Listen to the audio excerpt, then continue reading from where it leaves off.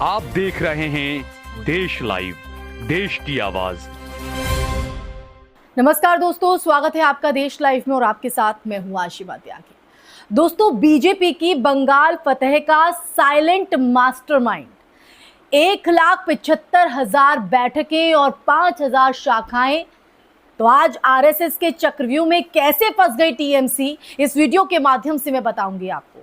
दरअसल पश्चिम बंगाल की राजनीति में 2026 का चुनाव सिर्फ सत्ता परिवर्तन की कहानी नहीं है, बल्कि ये उस साइलेंट मशीन की कहानी है दोस्तों, जिसने चुपचाप जमीन पर ऐसा जाल बिछाया कि कभी अभेद्य माने जाने वाली टीएमसी की पकड़ भी कमजोर पड़ गई। सवाल सिर्फ इतना नहीं है कि बीजेपी कैसे जीती, सवाल यह है कि बीजेपी को जिताने के लिए जमीन किसने तैयार की और कौन था जिसने गांव-गांव, बूथ-बूथ और मोहल्ले-मोहल्ले में ऐसा नेटवर्क खड़ा किया जो कैमरों में नहीं दिखा, लेकिन चुनाव परिणामों में साफ नजर आया। तो दोस्तों, आज हम इसी संदर्भ में बात करेंगे। मैं चर्चा में आगे बढ़ूं उससे पहले आप लोगों से अपील, इंसाफ की आवाज को बुलंद करने के लिए और सच्ची पत्रकारिता के लिए हमारा यानी देश लाइव का सहयोग करें। साथ ही डिस्क्रिप्शन में दिए गए लिंक को ओपन कर ज्वाइन बटन दबाकर आप हमसे यानी देश लाइव से सीधा जुड़ सकते हैं दोस्तों। तो दोस्तों, जिस साइलेंट मशीन का मैंने जिक्र किया, यानी जिसने पश्चिम बंगाल में कभी अभेद्य माने जाने वाली टीएमसी की पकड़ को भी कमजोर कर दिया, और कौन है वो जिसने बीजेपी को जिताने के लिए सियासी जमीन तैयार की? तो दोस्तों, इसी सवाल का जवाब है आरएसएस। जी हां, ठीक सुना आपने, आरएसएस। दरअसल कई सालों से आरएसएस खुद को एक सांस्कृतिक संगठन बताता रहा है, लेकिन बंगाल का चुनाव इस दावे को नए सवालों के घेरे में खड़ा करता है। कुछ रिपोर्ट्स के मुताबिक चुनाव से पहले बंगाल में करीब 1,75,000 छोटी बड़ी बैठकें आयोजित की गई। ये आंकड़ा छोटा मोटा नहीं है। और इसके अलावा करीब 5,000 शाखाओं के जरिए गांव-गांव, कस्बों, शहरों तक लगातार पहुंच बनाई गई। ये कोई चुनावी रैली जैसा शोर शराबे वाला अभियान नहीं था। ये एक शांत लेकिन बेहद संगठित रणनीति थी, जिसका असर बूथ स्तर तक दिखाई दिया। बीजेपी ने 294 में से 207 सीटें जीतकर इतिहास रच दिया और टीएमसी जैसी मजबूत पार्टी को सत्ता से बाहर कर दिया, उसे धराशायी कर दिया। तो ये काम इस तरह से हुआ है। और देखिए, इन तमाम चीजों के बीच दिलचस्प बात वो ये कि बंगाल कभी बीजेपी का मजबूत गढ़ नहीं माना जाता था। लंबे समय तक यहां वामपंथ की वैचारिक पकड़ रही और उसके बाद ममता बनर्जी ने खुद को बंगाल की सांस्कृतिक पहचान के साथ जोड़ लिया।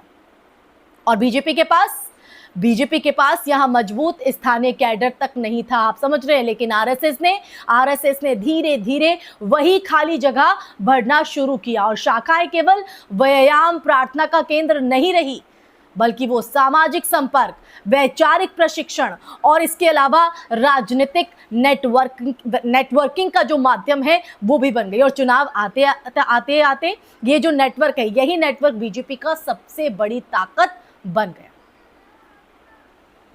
तो समझिए आप, साइलेंट मशीन मैंने क्यों कहा।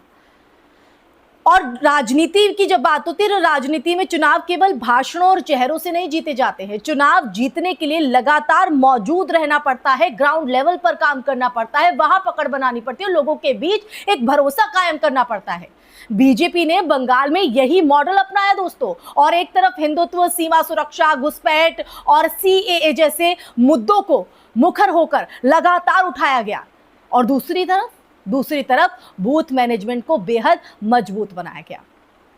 मटुआ समुदाय और सीमावर्ती इलाकों में विशेष फोकस किया गया। पता था कि वहां फोकस करना लाभ देगा और पहली बार वोट देने वाले युवाओं, शहरी हिंदू, मध्यम वर्ग और हाई राइज सोसाइटी तक बीजेपी ने अपनी पहुंच बनाई, अपनी पैठ बनाई, और यही कदम बीजेपी को जिता गया, लाभ दे गया।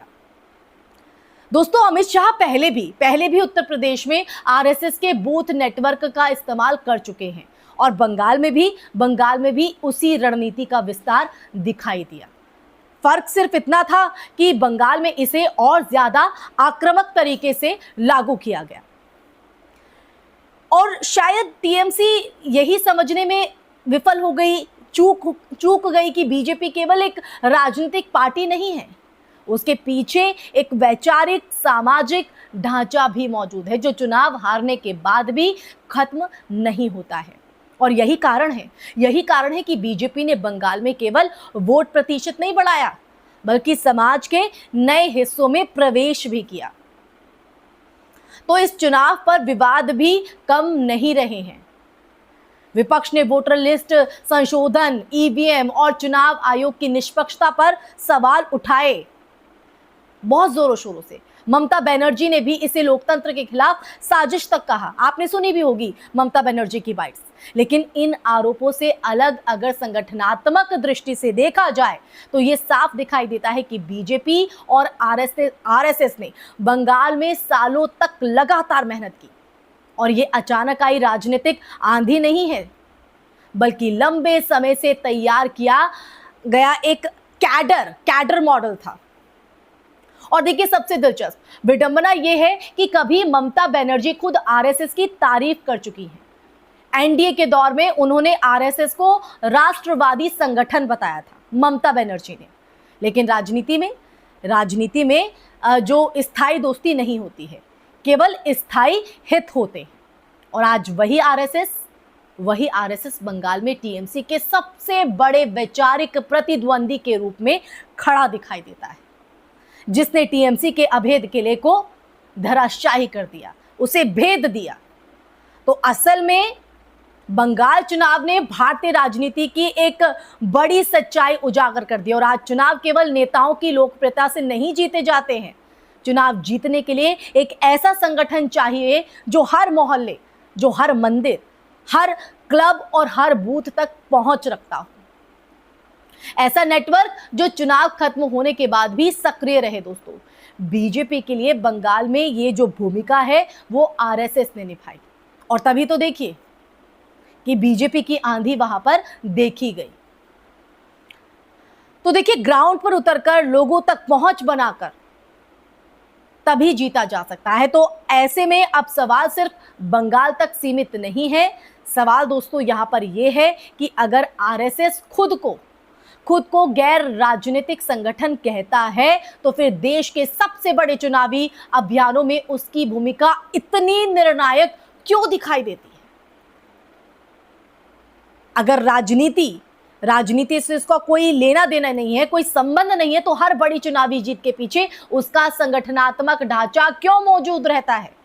ये सवाल अहम हो जाते हैं। और बंगाल ने एक बात बिल्कुल साफ कर दी है कि भारत की राजनीति अब केवल पार्टियों की लड़ाई नहीं रही, ये विचारधाराओं, संगठित नेटवर्क और जमीनी कैडर की लड़ाई बन चुकी है। और इसी लड़ाई में आरएसएस अब पर्दे के पीछे खड़ा दर्शक नहीं, बल्कि वो साइलेंट इंजन बन चुका है। साइलेंट इंजन जो सत्ता की पूरी मशीनरी को गति देता है, जैसा कि बंगाल चुनाव में देखा गया।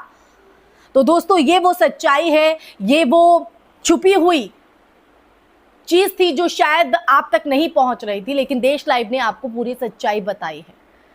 तो दोस्तों, ये वो पूरा सच था जो इस चर्चा के माध्यम से देश लाइव को आपके सामने रखना था। इसी के साथ इस चर्चा में फिलहाल के लिए बस इतना ही। लेकिन ये चर्चा आपको कैसी लगी, इस पर आपकी राय क्या है? और जो सच देश लाइव ने आपको बताया है और आरएसएस की जो भूमिका इन चुनावों में पश्चिम बंगाल में खास कर रही है, उस पर आपकी राय क्या है? उस पर आपका नजरिया क्या है? आप क्या सोचते हैं? कमेंट सेक्शन में कमेंट करके दीजिएगा अपनी राय। इस वीडियो को ज़्यादा से ज़्यादा शेयर कीजिएगा। हमारे चैनल देश लाइव को सब्सक्राइब कीजिएगा। फिर हाजिर होंगे ऐसी ही चर्चा लेकर। तब तक के लिए आप अपना ख्याल रखिए। जय हिंद, जय भारत, नमस्कार।